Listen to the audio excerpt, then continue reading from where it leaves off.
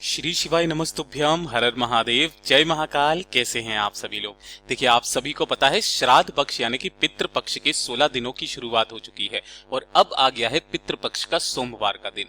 पूज्य गुरुजी ने कहा कि अगर आपके घर में किसी भी तरीके का कोई पितृ दोष है, आपके घर में धन की हानि बहुत ज्यादा होती है, लड़ाई झगड़ा क्लेश बहुत ज्यादा है, सुख शांति समृद्धि बिल्कुल भी नहीं है और महादेव की कृपा अगर आपको अपने परिवार पर चाहिए तो ये 7 चावल चुपचाप गिरा करके करने वाला उपाय इन 16 श्राद्ध पक्षों की विशेष तिथि पर करना बिल्कुल मत भूलिएगा। पूज्य गुरुजी की कथा से सुन करके और समझ करके पूरे उपाय को बड़े ही आसान भाषा में आपको बताऊंगा, परंतु उससे पहले आप सबसे एक छोटी सी प्रार्थना। जो लोग पहली बार आए हैं चैनल को सब्सक्राइब जरूर कीजिएगा और वीडियो को लाइक करके देवादिदेव महादेव का कोई सा भी प्यारा नाम कमेंट बॉक्स में लिखना मत भूलिएगा। इस पूरे वीडियो में हम 3 महा उपायों के बारे में बात करेंगे जो कि आपको इन 16 श्राद्ध पक्षों की विशेष तिथि पर करना ही करना है। ध्यान से सुनना, समझने की कोशिश करना। सबसे पहले बात करते हैं पहले वाले उपाय की। देखिए, पहला वाला जो उपाय है, पूज्य गुरुजी ने 7 चावल वाला उपाय बताया था कि अगर किसी ने आपसे बोल दिया कि आपके घर में किसी तरीके का कोई दोष है, चाहे वो पितृदोष हो, चाहे वास्तु दोष हो, चाहे किसी भी तरीके का दोष हो, है ना, उस दोष को खत्म करने के लिए, साथ ही साथ अगर आपके घर में धन नहीं आ रहा है ना, पैसे को लेकर के समस्याएं बनी हुई है, कोई व्यापार है जो नहीं चल रहा है, नौकरी में पदोन्नति नहीं हो रही है, जितना पैसा आता है उतना खर्चा हो जाता है, बचता बिल्कुल भी नहीं है, कर्ज लेने की नौबत आ चुकी है। एक छोटा सा काम आप सभी लोगों को इस 16 श्राद्ध पक्ष की जो भी विशेष तिथि पड़े, गुरुदेव ने कहा श्राद्ध पक्ष का सोमवार, श्राद्ध पक्ष की अष्टमी, श्राद्ध पक्ष की एकादशी, श्राद्ध पक्ष की प्रदोष और सर्व पितृ मोक्ष अमावस्या, ये जो 5 दिन होते हैं, इन 5 दिनों में से किसी भी एक दिन इस उपाय को करना। गुरुदेव ने कहा इसके लिए आपको चाहिए होगा सबसे पहले तांबे का कलश, जिसके अंदर आपको अपने घर का शुद्ध जल भर लेना है। ठीक है, इसके साथ ही आपको चाहिए होंगे गिन करके 7 चावल के दाने। अब जो भी चावल आप लोगे वो कैसे होने चाहिए? अक्षत, पूर्ण चावल के दाने होने चाहिए, इसीलिए इन्हें अक्षत भी कहा जाता है। ठीक है, और इसी के साथ आपको लेने होंगे जो भी मुखी का रुद्राक्ष हो आपके घर में, चाहे 1 मुखी, 2 मुखी, 3 मुखी, 4 मुखी, 5 मुखी, जनरली 5 मुखी का रुद्राक्ष सबके घर में होता है, एक रुद्राक्ष लेना। ये जो तीनों चीजें हैं, आपको क्या करना है, ये जल के अंदर ही 7 चावल के दाने अपनी कामना कहते हुए और एक रुद्राक्ष इसी वाले कलश के अंदर डाल देना। ठीक है, इसे उठा करके आपको अपने पितरों का स्मरण करके आपके घर में किसी भी एकांत जगह पर रख देना है। एकांत की भी जगह गुरुदेव ने बताई कि अगर आपके घर में पानी पीने का स्थान, किचन में कोई परिंदा इस तरीके से रखा हुआ है तो वहां पर रख दो, आरओ सिस्टम लगा हुआ है तो वहां पर रख दो, किसी भी ऐसे स्थान पर रख दीजिए जो आपके पितरों का स्थान है। ठीक है, तो यहां पर आपको उस कलश को रख देना है और इसी के सम्मुख में आपको एक दीपक प्रज्वलित करना है, जो पितरों के नाम से करना है। इस दीपक के अंदर आपको लगानी है लंबी बाती, है ना, चाहे आटे का चाहे मिट्टी का, कोई दिक्कत नहीं है, आपको लंबी बाती लगानी है और इसके अंदर या तो आप गाय का घी भरोगे, मैंने बहुत बार बोल दिया, या तो आप गाय का घी भरोगे या सरसों का तेल। इसी वाले दीप कलश के बगल में ही यहीं पर आपको लगा देना है, जिसकी बत्ती का मुख आपको दक्षिण दिशा की तरफ रखना है, जो आपके पितरों की दिशा होती है। ठीक है, पूरी रात भर इसे रखे रहने देना। जिस विशेष तिथि को कर रहे हो ना, उसी विशेष तिथि को आपको रखना है ये पूरी रात भर। और जो उसका अगला दिन आएगा, अगले दिन आपको करना क्या है, सुबह उठकर स्नान करके इस कलश को आपको अपने पूरे घर में श्री शिवाय नमस्तुभ्यम मंत्र का स्मरण करते हुए घुमा देना है। जितने भी कमरे हो, बालकनी हो, किचन हो, घुमा देना और घुमा करके इस कलश को लेकर के पहुंच जाना कहां पर? देवादिदेव महादेव जी के मंदिर में, शिवलिंग के पास। यहां पर पहुंच करके आपको यहां शिवलिंग के पीछे की तरफ खड़े होना है, जिससे आपका मुख उत्तर दिशा की तरफ हो जाए और दोनों हाथों में उस कलश को पकड़ करके अपना नाम और अपना गोत्र बोल करके इस संपूर्ण जल को केवल और केवल आपको शिवलिंग के ठीक ऊपर समर्पित करना है, रुद्राक्ष के साथ ही। इस चीज का ध्यान रखना, रुद्राक्ष के साथ ही संपूर्ण जल को आपको शिवलिंग पर समर्पित कर देना है, श्री शिवाय नमस्तुभ्यम मंत्र का स्मरण करते हुए।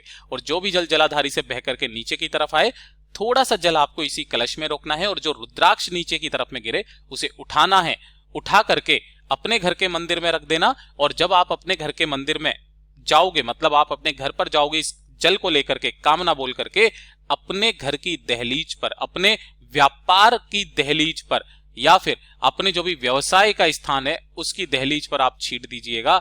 जिस स्थान पर आप छीटोगे उस स्थान पर धन की आवक होना स्टार्ट हो जाएगी।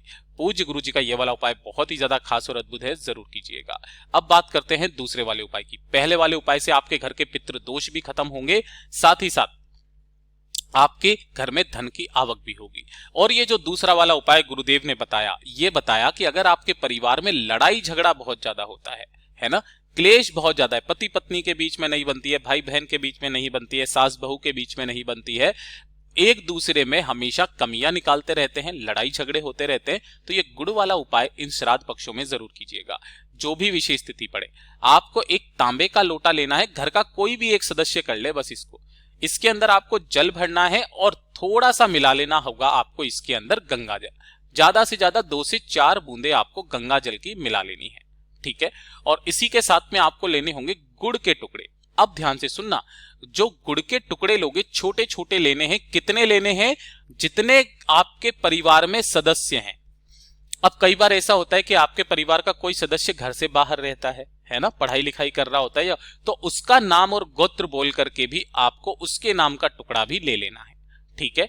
तो जितने सदस्य आपके घर में रहते हैं और साथ ही साथ जो भी आपके परिवार का सदस्य है जो बाहर रहता है, उतने गुड़ के टुकड़े आपको लेने हैं और सभी का नाम और गोत्र बोल करके इसी वाले कलश के अंदर डाल देना है।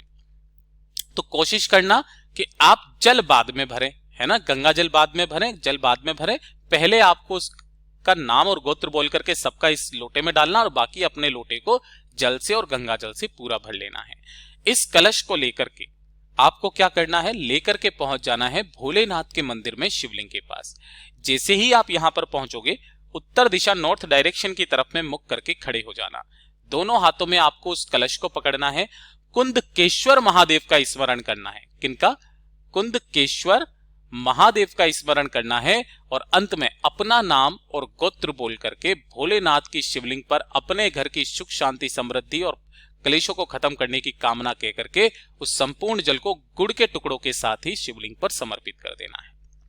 बस इतना सा आपको काम करना है, कोई जल रोक करके नहीं लाना, किसी सदस्य को नहीं पिलाना, बस अपनी कामना कह के कुंदकेश्वर महादेव का नाम लेकर वापस घर के तरफ चले आ जाना। आपके परिवार की जितने भी कलेश होंगे वो सारे खत्म होंगे। पूज्य गुरु जी का बहुत अद्भुत और अचूक उपाय है, जरूर कीजिएगा। अब बात करते हैं तीसरे वाले उपाय की। देखिए, तीसरा वाला जो उपाय है ना, ये विशेष रूप से श्राद्ध पक्ष के, है ना, मंगलवार के दिन किया जाता है। किस दिन किया जाता है? मंगलवार के दिन, ठीक है। जब भी श्राद्ध पक्ष का मंगलवार आ जाए ना, इस वाले उपाय को तो निश्चित रूप से आपको कर ही लेना है। अगर आपके घर में कोई भी पितृ है जो आपको परेशान कर रहे हैं, है ना, जिनको भूख लग रही है, प्यास लग रही है, आपने सारे जतन कर लिए, सारी पूजा पाठ सब कुछ करा करके देख लिया, लेकिन आपके वो पितृ शांत नहीं हो रहे हैं, परिवार में समस्याओं पे समस्याएं बनी हुई है, तो एक काम कीजिएगा, एक पीपल का पत्ता लेना, ठीक है, और साथ ही साथ आपको एक जौ के आटे का दीपक तैयार करना है। किसका? जौ का आटा लेना है और उस जौ के आटे का दीपक तैयार करना, चाहे चौमुखी गोल कैसा भी कर लेना। इसके अंदर आपको लगानी होगी एक लंबी बाती, ठीक है, इस तरीके से एक लंबी बाती लगाना और इसके अंदर आपको भरना होगा गौ माता का घी, ठीक है। इसे लेकर के आपको पहुंच जाना है किसी भी हनुमान जी के मंदिर में। किस समय पर? शाम के समय, जब आरती का समय होता है उससे पहले, प्रदोष काल का समय। यहां पहुंच करके आपने जो पीपल का पत्ता लिया है, उस पीपल के पत्ते को हनुमान जी के छोटे भाई गतिमान जी का स्मरण करके पीपल के पत्ते को रखना और उस आटे के दीपक को इसके ऊपर रख करके और जो आपने बत्ती लगाई है उस बत्ती को यहां पर उस आटे के दीपक को प्रज्वलित कर देना। यहां पर हनुमान जी से आप प्रार्थना करना कि हमारे घर के ये पितृ हैं, शांत नहीं हो रहे, हमने पूजा पाठ सब कुछ करवा ली लेकिन फिर भी हमारे घर में शांति नहीं हो रही है। हे मेरे बजरंगबली, मेरे परिवार की समस्याओं को दूर कीजिए, जितनी भी समस्याएं आ रही है, जो भी मेरे पितृ हैं उनको शांत कीजिए। बस इतनी सी कामना करके वापस घर की तरफ चले आ जाना। श्राद्ध पक्ष के मंगलवार के दिन किया गया ये वाला उपाय जीवन में आपके कभी भी वो पितृ परेशान नहीं करेंगे। पूज्य गुरु जी का बहुत अद्भुत और अचूक उपाय है, जरूर कीजिएगा। जैसा गुरुदेव ने बताया वैसा आसान भाषा में आपको बताने का प्रयास किया। वीडियो पसंद आया हो तो लाइक जरूर करना, चैनल को सब्सक्राइब जरूर कीजिएगा।